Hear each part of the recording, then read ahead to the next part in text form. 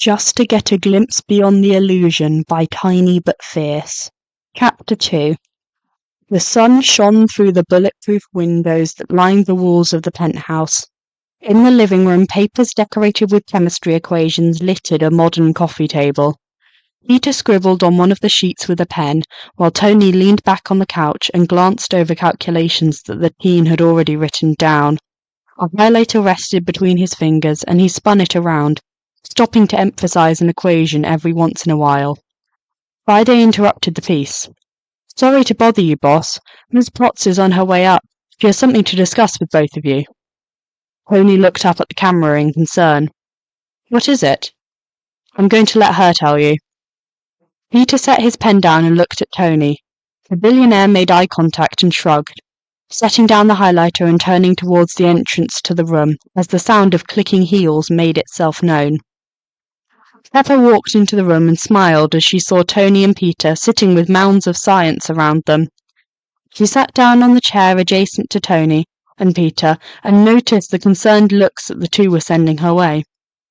Tony swallowed. "So, Pep, what's up?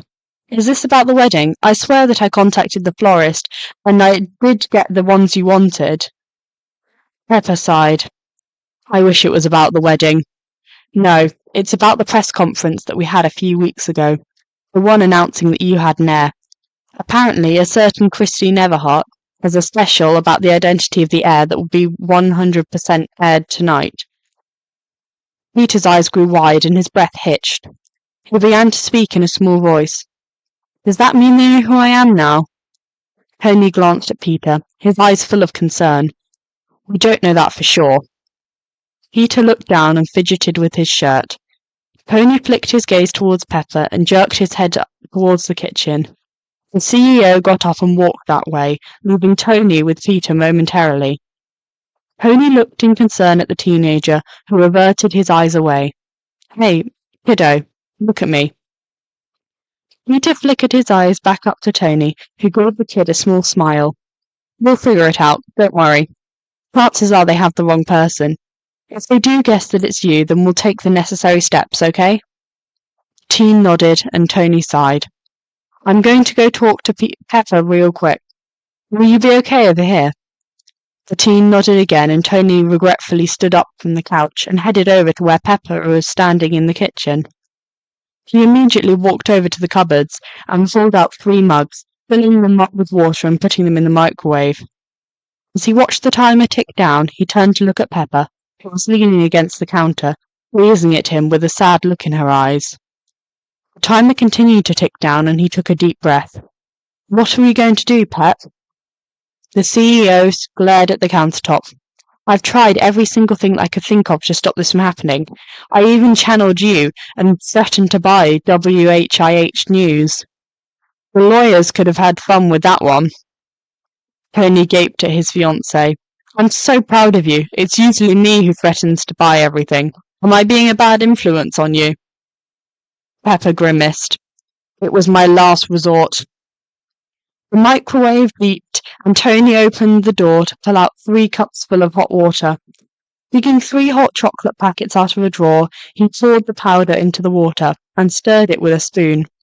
The aroma wafted through the whole kitchen, and Pepper raised an eyebrow at the use of the hot chocolate powder. "Really? Powder version?" "I'm going for comfort, not style."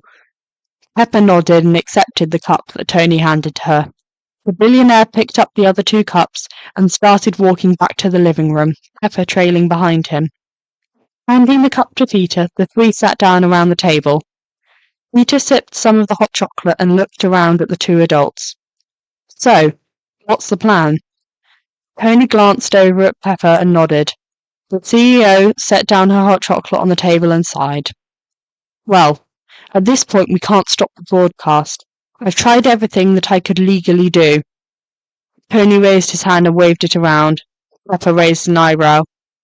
"Yes, Tony?" "I could call Natasha and have her stop the broadcast. I'm sure she'll be happy to help her spider buddy." Peter giggled while Pepper stared at Tony. "Tempting, but no. I said legally for a reason, Tony."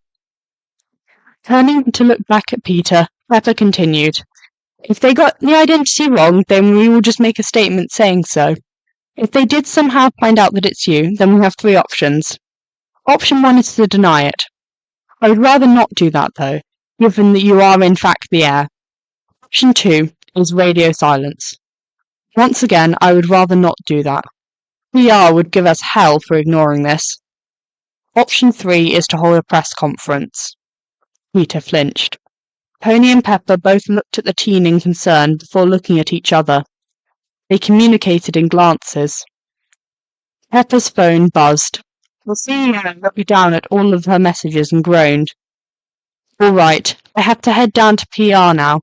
I'll try and hold them off as long as I can, but we will have to do something. I had Friday contact May to tell her what's about to happen. It's probably good that we arranged for you to stay here over the summer. We can keep better control over the fallout from the tower. The broadcast should start in an hour. I'll be back up here by then. Placing a hand on Tony's shoulder and sending one last concerned glance towards Peter, Pepper walked out of the penthouse to go put out the fires in PR and start some fires in the legal department. Not literally, of course. That's the R&D's job. Tony and Peter were left alone. Peter's hot chocolate was drained and the empty cup sat on the table.